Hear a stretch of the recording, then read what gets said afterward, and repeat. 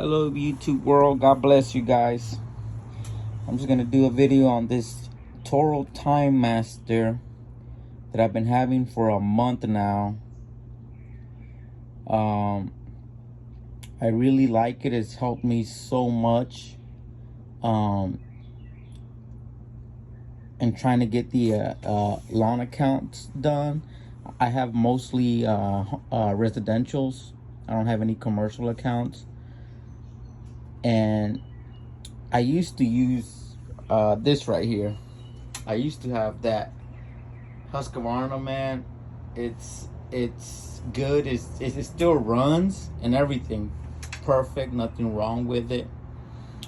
I've been having this Husqvarna for a little over 7 years now. February of this year was maybe March of this year was its 7th birthday. It's never let me down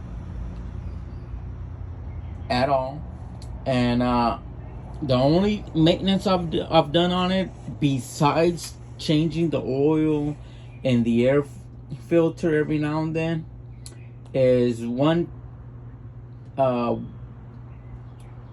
in a couple occasions it didn't want to start up, so I changed the spark plug, and that wasn't it.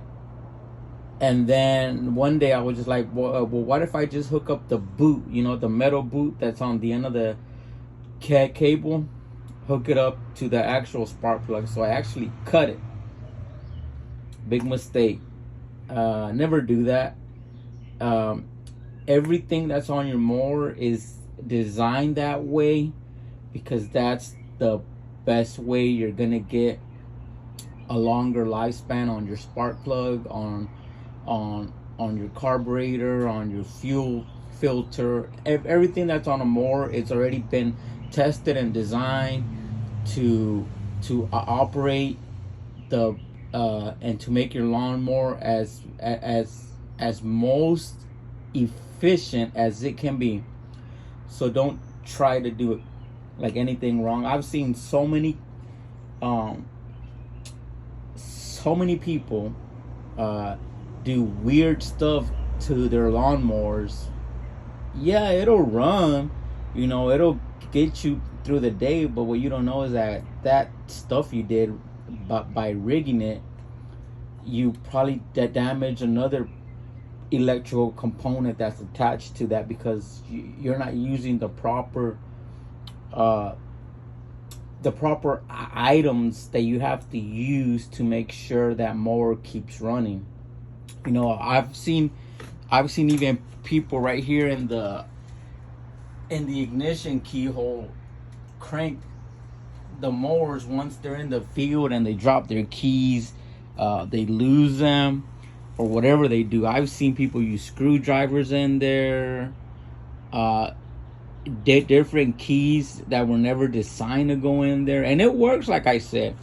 But what happens is after you use them over and over again, you grind the actual design of the original key, you grind that out, and then eventually all you have is bare. You don't have nothing. So after that you can't crank it back on because all that all that material that was to make the original key fit in there perfect, by you using something else, you just grind it away, and eventually it's flat and you can't start it anymore. And the only way you can fix that problem is by replacing another brand new key switch.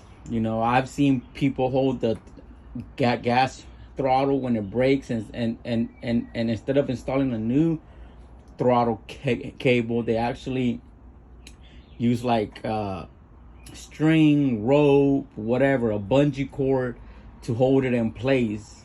Like I said, it works, but it was never intended to be used like that. Yeah, if you have an emergency, I got a half hour left of mowing and I'll be done for the day, yeah, do something like that. But if you got a whole day, or let's say, try to see if you can fix it. Ask your dealer if they can work on your mower that same day, and explain your situation and see if they can fit you in and do a quick fix, you know, because the throttle cable, literally, to the people that work on these machines every day, shouldn't take them more than 20-15 minutes. Or if it's like a fuse that blown out or something, or if you lost your key, how hard would it be to stop and just get an extra set of keys instead of you know, using a screwdriver all day long for your 19-20 accounts you're gonna do that day. You know, you're just gonna mess up your machine. But yeah, like I was saying, this Husqvarna, man, has been so good to me. I can't complain about it. So like I was saying when I first started originally, is that the only piece I've replaced is the spark plug cable, and that's because I cut the original, and then I just ordered it on Amazon and I installed it myself, watching videos on YouTube. And I appreciate all the videos on YouTube from all the people that post on how to do stuff with mowers, weed eaters, blowers, and all that stuff. I appreciate you guys, because without that, I would have to literally take my mower to a shop so they can work on it, you know, which I don't have a problem with that either. It's just that if I can do it on my own and save me a few bucks, why not? Because when you're a small business and you're trying to take it off the ground, you don't know how important it is to not waste your money if you can help it. You know, every dollar is crucial, you know, and I'm pretty sure even if you were to be a multi-million-dollar company, you know, every dollar is crucial to them too, even though they're making millions of dollars at the end of the year. Because why? Because all this stuff at the end of the day, it's not cheap. It's so expensive, and the prices just keep on going up every year, you know. But yeah, this push mower right here has been a lifesaver. That's what we started. We were doing all the accounts, literally more than 70% of my accounts were done by a push mower. And it's me and Junior on the weekend, you know, and then I go on my own a couple days in the week by myself. But I just take the big one, because I try to do all my big accounts with this in the week, and then I have all my accounts that have to be done with a push mower, with either that one or this one. I do them on the weekend, so Junior can come and help me, and we get him done. And you know, he's a big blessing too. You know, I'm not gonna be here for forever, and I would like for him to eventually take over the business one day. He's not really into it like I am. You know, but I tell him, you know, there's money in this if you were to put your mind to it, you know. But I understand if you don't want to do it, because I have a couple.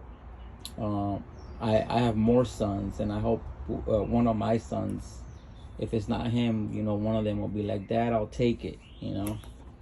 I'll take it and I'll run with it.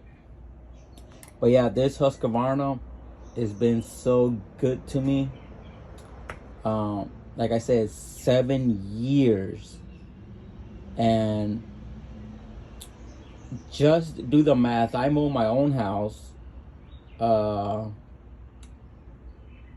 I used to, not anymore. I think I'm laughing because I have a landscape business, but now, well, it's not mine. It belongs to God, because He's the one that lets us have what we have on this earth, you know, and it's all His. You know, I'm just in charge of being a good steward for Him. But ever since I've been more dedicated into my landscape business, I don't mow my house as much as I used to. Like I'm doing it like once a month maybe.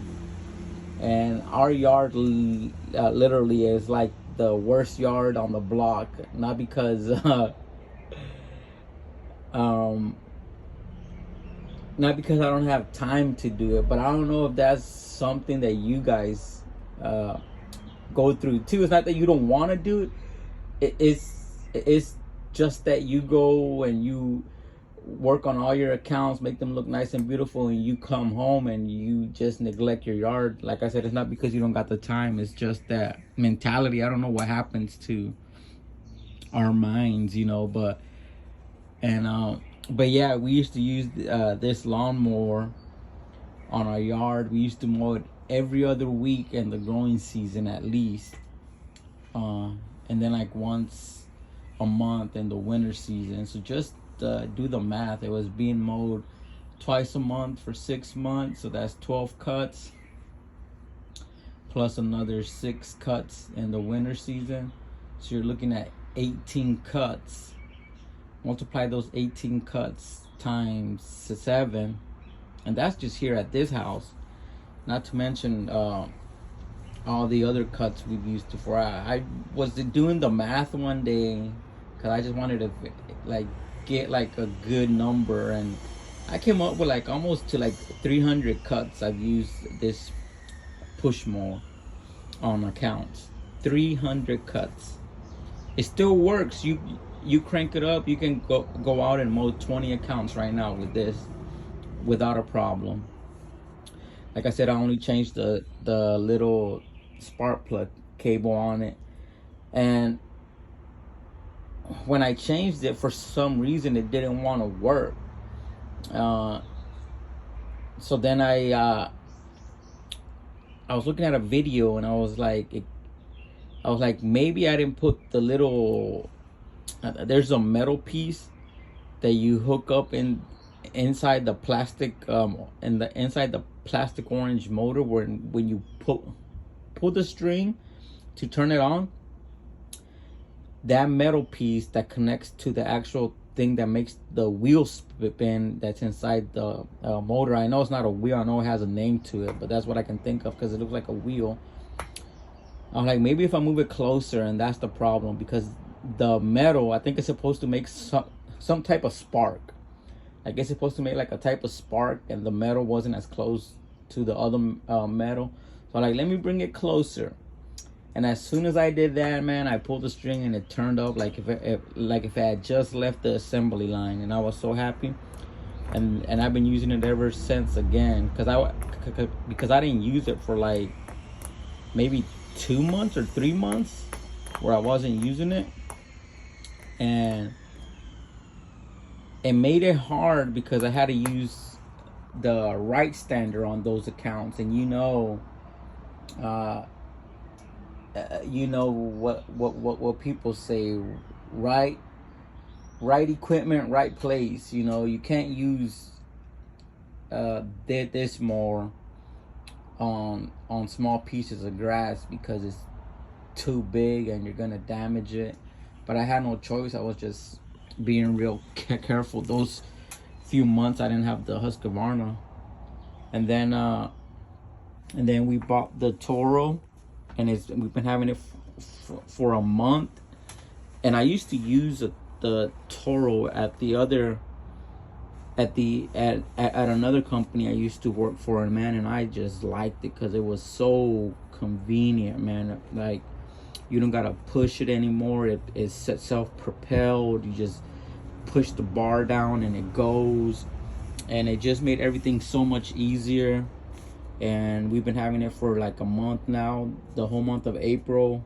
We've been having it, and it just saves us a bunch of time on the accounts versus using the 21-inch Husqvarna. And it's a real game changer from a 21 to a 30-inch. I've noticed it. But you also have to know how to operate it, because if you use a 21-inch and you use this but you don't know how to use it, it's still taking you the same time to mow a yard as it is if you were to be using a 21-inch. And I say that because I've noticed Junior a lot of the times, and I tell him, I was like, look son, you got a 30-inch deck now versus when you had the 21-inch deck. And I was like, you're still taking the same amount of time to push mow an account. And this one, you use your own back and legs to move it around. This one is self-propelled, so I tell him there's no way you should be taking as long as you are on these accounts, because you have a bigger deck and it's self-propelled. You should be flying through these accounts. And I try to explain to him, look, when you go on the sides of the house, he's young. He's 15 years old. He's gonna be 16 in a few months. But when he goes on the sides of the houses, he goes up and comes back down, and then he goes up again to do the back. And I've told him a few times, son, when you go up, do the back as you go up, and then when you're done, come back down, and you're saving that third time you have to do it, because then you're wasting time, and not only that, you're wasting gas. And I've noticed that this machine likes to eat gas. One full tank lasts us to maybe, we're able to do 4 yards at the most with one tank. And what I don't like is that it's small. It's not that big, but I know you can add it. You can buy an aftermarket gas tank and hook it up with it. That's like a gallon, and I'm thinking of doing that soon. I don't know if I'm gonna do it or not, because I like to keep everything original how it is. I'm just weird like that. I don't really like to add anything aftermarket on anything. But I think one thing I will do is add the block on the right stander. I've been putting it off, but I do not just want to spend $400 that technically I do have, but I don't want to spend it on that right now. I don't know. I just like to build the company slowly, slow. You know, even though I know by me and putting the grass chute in there would help me out a lot on my accounts. But it's either you blow more, which that blower right there costs a lot of money too. Either you blow more, or you put the chute and you blow less. You know, what do you want to do? Right now, I don't mind blowing more. Eventually I know I'm gonna get tired of it, but for right now I can still do it. The very minute I can't do it anymore, and I know it's better just to put the grass chute. Well, that's what I'm gonna do. If there's anybody watching this video, if you've been thinking about it, or you're doing lawn maintenance on the side for extra money, but you don't want to commit to doing it full time, and it's not because you don't want to commit to it full time, it's just that a lot of the times we get complacent in our work, and we like to get that paycheck every Friday. You know, my advice would be, if you've been thinking about it, or if you have thought about it already, I want to encourage you and tell you, do it. Go start your business full time, and don't look back. Of course, you got to be self-motivated. You want to get up in the mornings and go look for work, because work is not gonna just come and lay in your lap. Now, there are a lot of there's a lot of companies out there that have a lot of work, that like businesses that are just starting off the ground, because one, they need the work, and two, you really don't know that much about quoting prices or bidding or doing this or that. And those companies like them, not because they want to take advantage of those companies, but it's because they know that they can offer you unlimited accounts for X amount of dollars per yard. So you're making money. So it's it's a win-win for them and a win-win for you, because you need them and they need you. So as long as you're happy with what they're willing to pay you for each yard, do it. I almost did it with one company, but at the end I didn't. I didn't end up doing it because I just, it's not that it didn't feel right. It's just that when you work for those companies, you have to follow their policy on everything, and that's why it didn't make me want to take that next step and say okay. But you know, I would have had a lot of accounts that I could have done with them, but I decided not to go that route. I know some people that have, and it's been working great for them.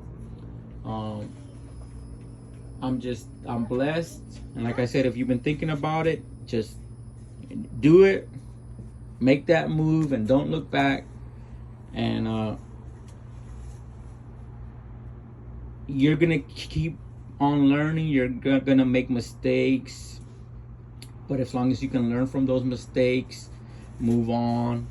You know, as long as it doesn't bankrupt your business, we're good. So be safe and God bless. And I appreciate you taking your time to watch this video. I want to make videos to let people know if I have any advice, any tips, you know, if I can motivate you, if I can help you, if you have a question and I know the answer, or even if I don't know the answer, I can look up the answer and help you. We'll do that, and we'll learn together, and we'll grow together. Daddy. So be safe, and God bless you guys, and keep on grinding.